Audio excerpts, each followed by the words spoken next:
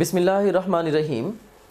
Let's start off our discussion with our next subsection, which is digestion in the small intestine.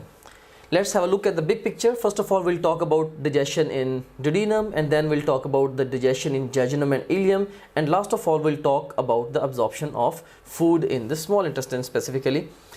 So let's start off with a question: which of the following intestinal protease is released in inactivated form? A option is pepsin, B option is enterokinase, C option is trypsin, and D option is pepsin and the trypsin. And इसमें से जो trypsin है, this is actually released in the inactivated form. यहाँ पे इसको हम pepsin क्यों answer नहीं करेंगे, क्योंकि स्टेटमेंट में एक कीवर्ड गिवन है intestinal protease. तो जो pepsin है ये intestinal नहीं है बल्कि ये gastric protease है, so इसीलिए trypsin would be the best response to this question.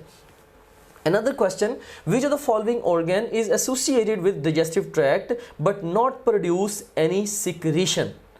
Right, so associated with digestive tract but not produce any secretion. A option is small intestine. Small intestine तो intestinal juice produce करती है, so this is not the answer. Liver, it produces bile, this is not the answer. Pancreas produces pancreatic juice, this is not the answer. Gallbladder, yes, it just stores the bile which is secretion of liver, लेकिन खुद से ये कोई secretion नहीं बनाता gallbladder. That's why best response to this question would be delta.